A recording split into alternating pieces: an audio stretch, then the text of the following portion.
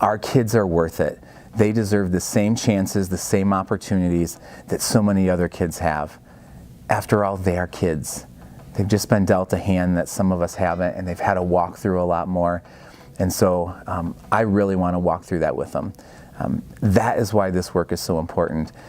I believe in this title called Stand in the Gap, and I want to stand there and I want to help out, and I'm going to do what I can in order to give these kids that opportunity to experience hope, to experience a new way of seeing things. Part of our philosophy through St. John's Home has been that we want to help change kids' perception. We want to change the way they see themselves and see the world that they live in. If they can do that, then all of a sudden this world that was hopeless has a little hope. And this world that was scary is a little bit safer. And they can see themselves as not trouble or someone who deserved this treatment that they got, but someone who is worthy of love, someone that is worthy of a family, someone that is worthy of second chances. And so that's why this work is so important. If you come aboard and be a part of this, you are going to be in the business of changing lives.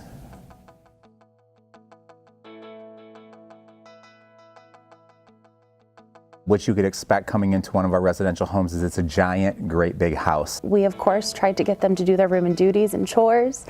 And getting the kids off in a timely manner to their destination. We pick up the kids from school. And we're going to try to meet them and greet them and check in with them. We provide snacks for them. We may spend some time tutoring them and helping them with some homework. And if there's not a whole lot of schoolwork stuff to do, it may just be playing a board game, coming down to one of the house basements and playing a game of pool or foosball, but just kind of hanging out doing those fun things kids do. So that's a typical day when everything goes as planned, but you never know when something might happen, and then we need to be flexible and kind of roll with the punches.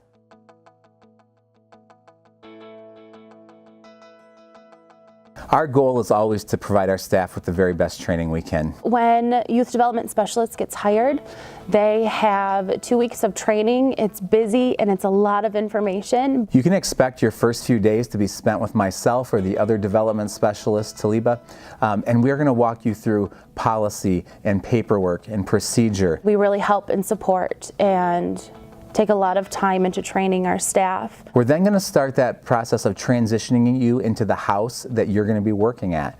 While you're there, we're going to partner you with your house supervisor, and they're going to really schedule you so that you're shadowing them for several days in the house, just getting a feel of how things look. It doesn't mean that after the 2 weeks of training that you are going to be ready for every situation that comes your way, but we will try our hardest to help you through those situations. But we don't end it there, and so we continually invest and train our staff. So we have a training committee on campus who brings in about 10 trainings every year that are hopefully going to help meet those needs and areas for you to grow and develop as a staff member here. The things that you learn when you're in training are great. There's a lot to learn, but you really do not find your niche until you're actually in the house or in the school. Our goal is really just to support you and walk with you in this process, giving you all the tools you need to succeed.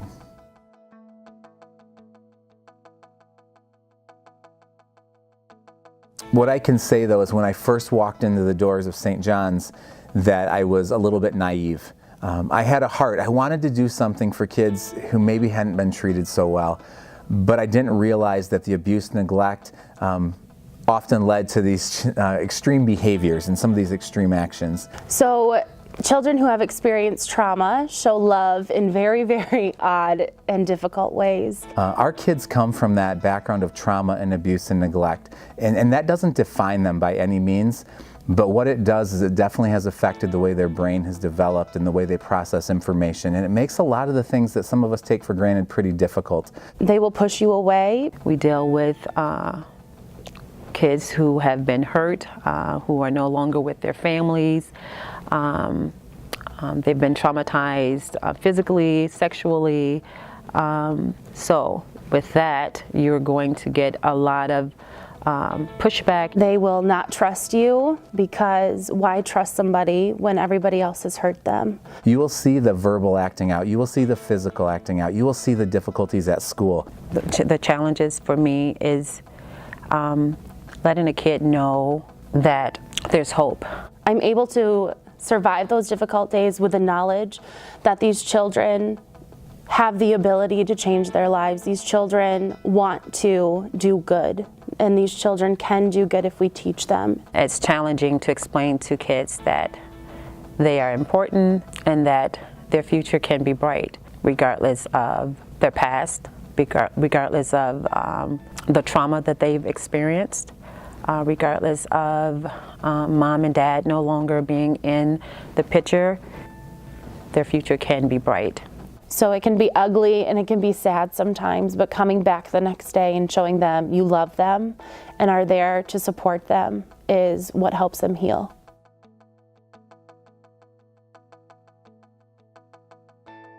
What I truly love about my job is that I started off doing direct care or a youth development specialist, and I really fell in love with the kids that we work with and the staff that I was working with.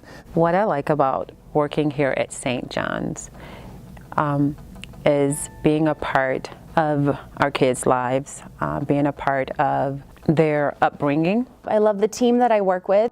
They see me at my absolute worst and they help pick me up and they celebrate the best days with me. Seeing the growth, seeing them really gain from this program, seeing them use what they are learning in therapy and then bring it upstairs to the daily practical part of life, seeing them succeed, seeing them trust people, and seeing them enjoy life in a safe way.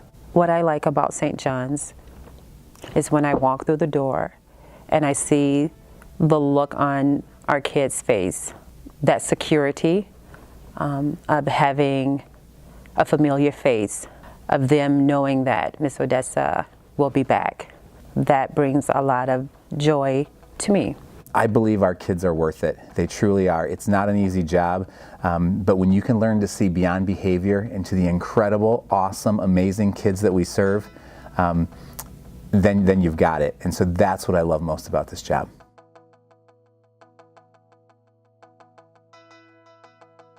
People can be hired in as youth development specialists. That is like a first, second, third shift position, and then there are opportunities to grow. You can become a house supervisor like I did. Or maybe even this educational and development specialist, the position that I hold. And then from there on, sky's the limit. So you can then become a program manager, a mentor trainer. Because our agency is so big and so broad and there's so many programs, that there's often room, if you say residential, I've loved it and I've loved the experience, but it's just not for me, then there may be an opportunity in foster care. There's other opportunities with some of our programs that are community-based and working in our schools. And so this is just a great agency that allows you to grow.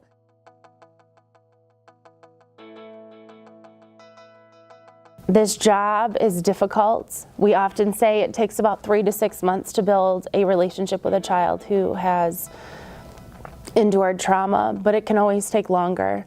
And know that your hard work isn't going unnoticed. The kids notice it, your staff notice it, your supervisor notices it.